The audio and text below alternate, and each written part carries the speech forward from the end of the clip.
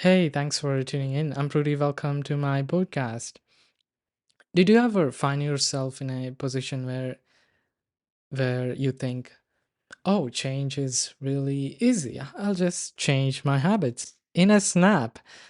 But then but then you find yourself crying because you're not able to let go of the bad habits that you've been conditioned to do or have. It's sometimes I just sit down and cry, pull my hair. Why am I doing this? Why am I not doing things that are good for me? It's very difficult. Trying anyway, but I will try and do my best. Yeah, anyways, how much of a consumerist are we?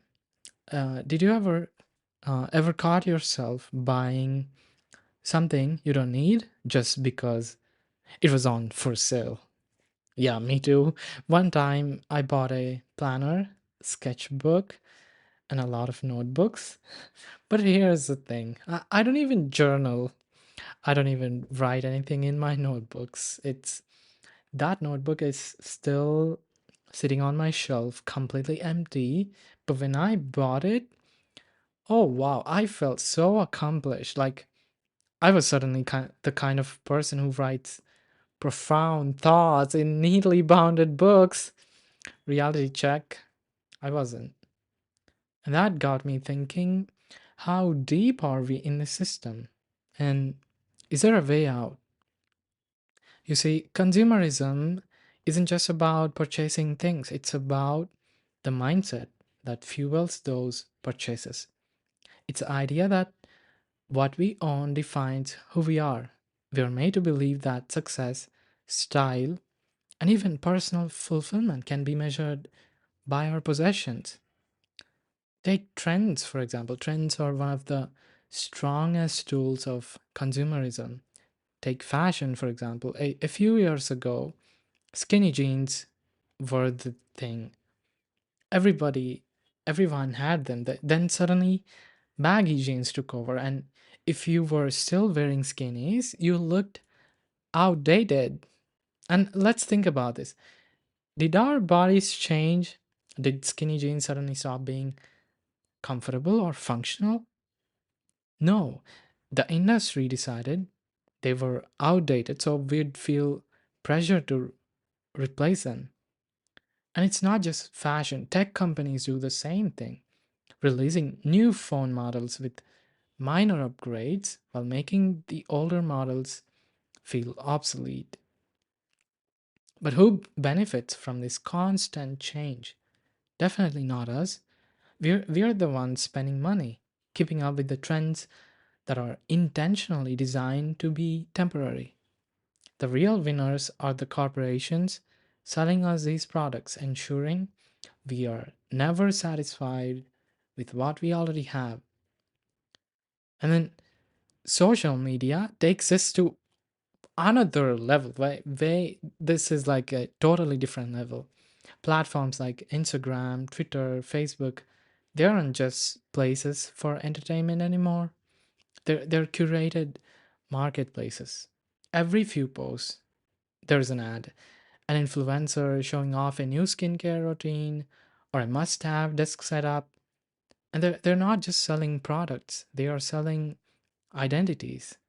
It's never just a water bottle, it's a lifestyle choice.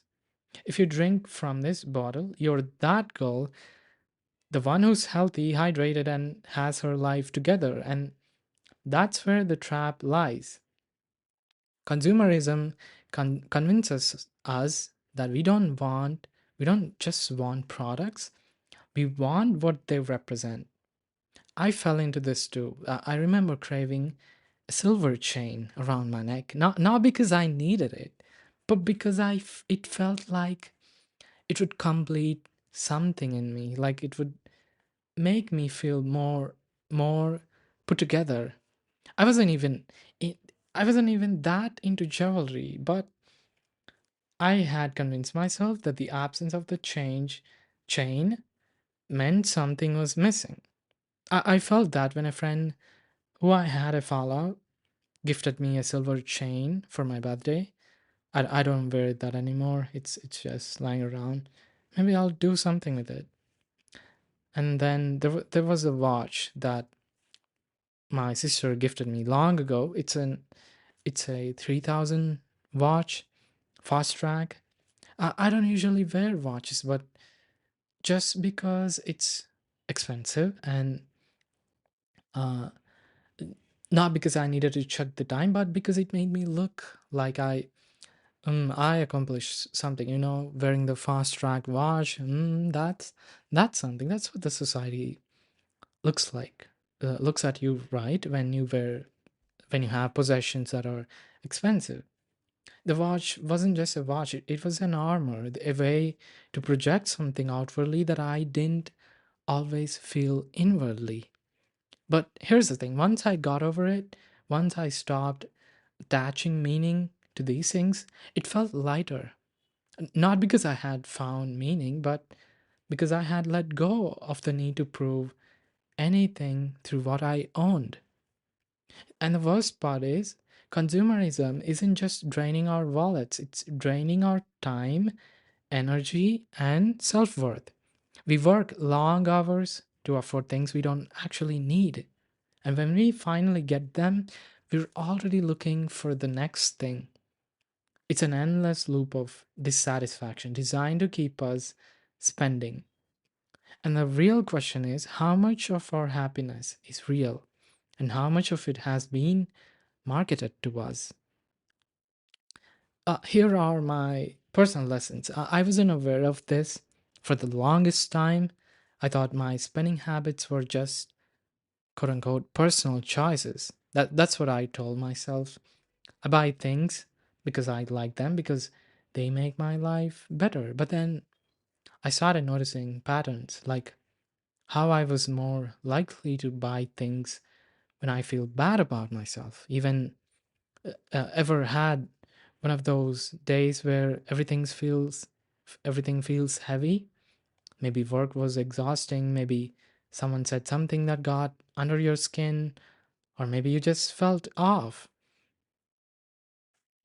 And in those moments, the idea of treating yourself suddenly makes so much sense. You deserve this. You tell yourself, this will make you feel better. That's what you say to yourself. And it does, it definitely does for a while. There's a rush, a tiny spark of happiness when you hit buy or when you walk out of a store with something new. But then the feeling fades and you're left exactly where you started, except now you're a little bit poorer. That's when I realized consumer culture teaches us to use shopping as therapy. It trains us to see products as solutions to emotional problems that they were never meant to fix. So I started making small changes. Before buying things, I stopped and asked myself, do I actually need this, or do I just want the feeling of buying something? 9 out of 10 times it was the second one. I wasn't buying things because I lacked them. I was buying them because I wanted a momentary high, a quick distraction from whatever was weighing me down. And once I noticed that, it became harder to justify those impulsive purchases. But I didn't stop there. I started questioning trends too. See, if something is truly useful, why does it go out of style so fast? Take clothes, for example. Why is it that one season high waisted pants are everywhere and the next they're over? And you're suddenly expected to switch to low rise?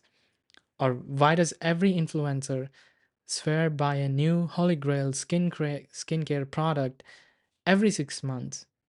Are these things actually better? Or are we just being trained to always chase the next thing? The more I question, the more I realize how much of consumerism isn't about needs at all. It's about keeping us in a loop of constant dissatisfaction.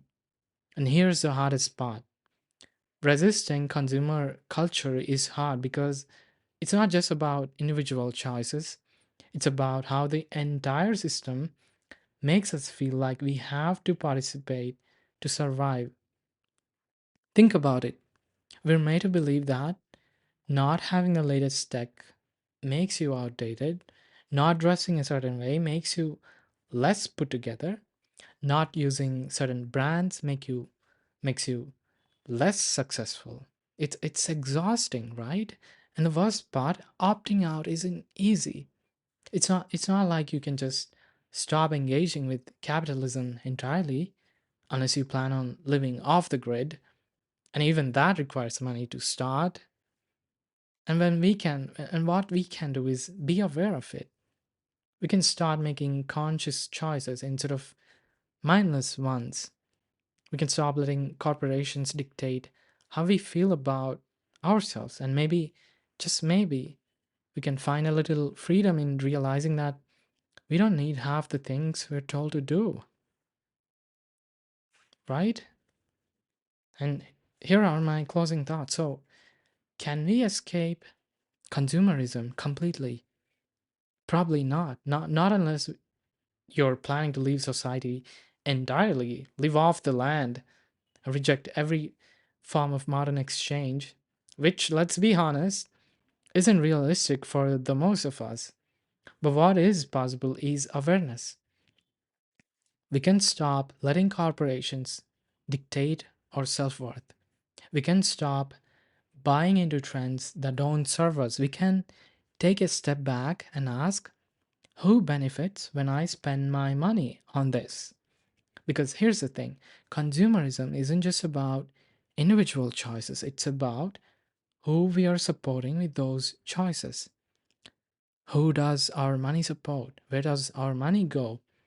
In India, capitalism isn't just about big brands and flashy advertisements, it's deeply tied to caste and power.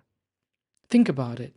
The biggest businesses run by dominant caste elites, the workers who make the things we consume, whether it's clothing, leather goods, or even food. Who makes these things? Where does it come from? Mostly from Bahujan, Adivasi, and Dalit laborers, underpaid and overworked. The industries that thrive off exploitation, like fast fashion and handloom appropriation, built on caste and class hierarchies. We see the same pattern everywhere. We're told to support artisan brands, but who gets called an artisan and who gets dismissed as a worker? A Brahmin owned handloom store selling saris for 10,000 gets romanticized, while a Dalit weaver struggling to make ends meet gets erased. We're told to celebrate Indian craftsmanship, right? But when that craftsmanship comes from marginalized communities, it's undervalued. Look at how leatherwork is treated. Dominant caste businesses sell goods, luxury leather, but Dalit leather workers are criminalized. So when we buy things, we are not just participating in capitalism, we are participating in caste capitalism. That's why we need to question what we buy, who made it, and who profits from it. We should be asking, is this product ethical, or am I just being sold the illusion of ethics? Is this brand doing something for the marginalized workers, or is it just exploiting them while putting a socially responsible sticker on the price tag? Am I supporting small businesses that actually need support, or am I just buying into whatever is trendy?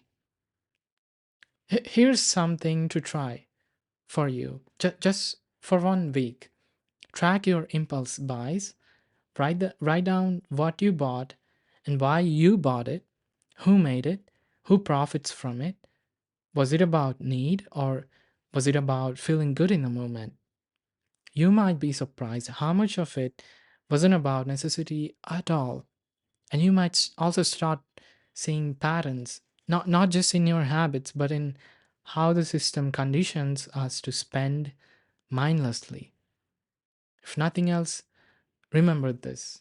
Capitalism wants us to think we can buy happiness, that a better version of ourselves, that a better version of ourselves is just one more purchase away. But maybe, just maybe, happiness is not in buying into that lie. Maybe it's in stepping back and questioning the system and choosing to support people over profits. All right, thanks for listening. If this episode made you rethink your last purchase, let me know. Until next time, don't let capitalism and caste capitalism win too easily.